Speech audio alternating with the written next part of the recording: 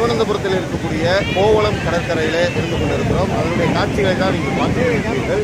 அநேகமாக ஜெல் மீனுடைய அந்த பெரிய சைஸான ஜெல் மீனை தான் நாம் ஏற்கனவே எடுத்து காண்பித்தோம். அந்த கேமராமேன் எடுத்து காண்பித்தார். அதே போல் சின்ன ஜெல் மீன்கள் போக்குவரத்து அந்த ஜெல் மீன்கள்லாம் நிறைய இங்கே அந்த கடற்கரையில் கிடக்கிறது.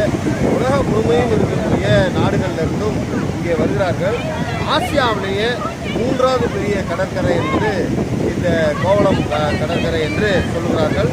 இது கோவளம் என்று சொல்லுகின்ற போது இங்கே சுற்றி நீங்கள் பார்த்தீங்கன்னா தென்னை மரம் நிறைய இருக்கும். தென்னை மரத்துக்கு மத்தியில் இருக்கக்கூடிய ஒரு கடல் இது. இந்த கடல் தென்னை மரம் சுற்றி இருக்கின்றதுனால தான் இந்த பெயர் காரணம் வந்தது. அதாவது தென்னை மரம் கோகனட்லிருந்து கோவளம் பீச் என்று வந்தது என்று சொல்லுகிறார்கள். இதில் மிகச்சிறப்பான இன்னொரு விஷயம் என்னவென்றால் இங்கே இருக்கக்கூடிய அந்த பாறையிலே அருகிலே குளிக்கலாம். குளிப்பதற்கு ஏற்றமான ஒரு கடற்கரை என்று சொல்கிறார்கள். இங்கே சன்பாத் என்று வெளிநாடுகளிலிருந்து வரக்கூடியவர்கள் இங்கே பின்னாடி இருக்கக்கூடிய அந்த பகுதியில் தங்கி 5 ஸ்டார் ஹோட்டல் போன்ற பகுதியில் தங்குகிறார்கள். அதற்கு பக்கத்தில் இருக்கக்கூடிய குடிசை போல அமைந்திருக்கக்கூடிய அந்த பகுதி பார்க்க தான் குடிசை போல இருக்கும். ஆனால் எல்லா வசதியும் இருக்கக்கூடிய ஒரு பகுதி. வெளிநாடுகளிலிருந்து வருபவர்கள் இங்கே சன்பாத் எடுக்கிறார்கள். இன்னும் சொல்ல போனால் இந்த தண்ணீரும் இங்கே இருக்கக்கூடிய சன்பாத்தும் நம்முடைய நிறங்களையே மாற்றக்கூடிய, அதாவது நோய்கள் இருந்தால் அது சரியாகும்.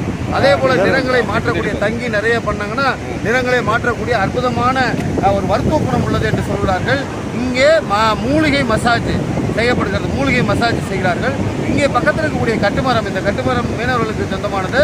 இந்த மீனவர்கள் உள்ளே போய் கட்டுமரத்தில் மீன் பிடிக்கிறார்கள். போட்டிங், அதாவது பவர் போட்டிங்கில் மோட்டார் வைத்த பவர் போட்டிங் இருந்தது.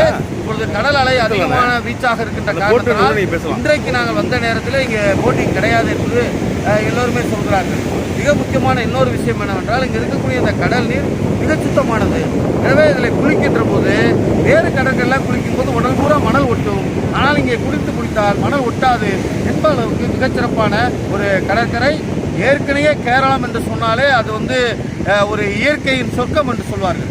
இயற்கையின் சொர்க்கமாக படைக்கப்பட்ட பூமி இது என்று சொல்வார்கள். அதில் கூடுதல் சொர்க்கமாக, ஒரு சொர்க்கத்தில் இன்னும் சொர்க்கமாக, ஒரு ரத்தன கிரீடத்தில் இருக்கக்கூடிய ஒரு ரத்தன கல் போல இந்த கடற்கரை அமைந்திருக்கிறது. இந்த கடல் அமைந்திருக்கிறது. கோவளம் பீச்சிலே பலரும் வருகிறார்கள். சிறுவர்கள் பெரியவர்கள் வரை மிக ஜாலியாக உற்சாகமாக இருக்கிறார்கள். நீங்கள் கேரளாவுக்கு வரக்கூடியவர்கள் அல்லது ஒரு சுற்றுப்பயணத்தை இந்தியாவுக்குள்ளே வரக்கூடிய வெளிநாட்டு பயணியாக இருந்தாலும் சரி, உள்நாட்டு பயணியாக இருந்தாலும் சரி, நீங்கள் தவறாமல் பார்க்க வேண்டிய இடம் இந்த கோவளம் கடற்கரை. திருவனந்தபுரத்திலிருந்து 16வது கிலோமீட்டரில் இருக்கிறது. இங்கே விமான நிலையமும் இருக்கிறது. விமான நிலையத்திலிருந்து 10வது கிலோமீட்டரில் இருக்கிறது. அதே போல பக்கத்தில் தங்குவதற்கான எல்லா வசதிகளும் இருக்கிறது. மிகச்சிறப்பாக இருக்கிறது. இதே போல பல காட்சிகளை நீங்கள் தொடர்ந்து மாற்றம் யூடியூப் சேனலில் பார்க்கலாம். எங்களுடைய மாற்றம் யூடியூப் சேனலுக்கு நீங்கள் சப்ஸ்கிரைப் பண்ணுங்கள். உங்களுடைய நண்பர்களையும் சப்ஸ்கிரைப் பண்ண சொல்லுங்கள். பக்கத்தில் இருக்கக்கூடிய பெல் பட்டனை மறக்காமல் ஆன் செய்ய சொல்லுங்கள். நன்றி.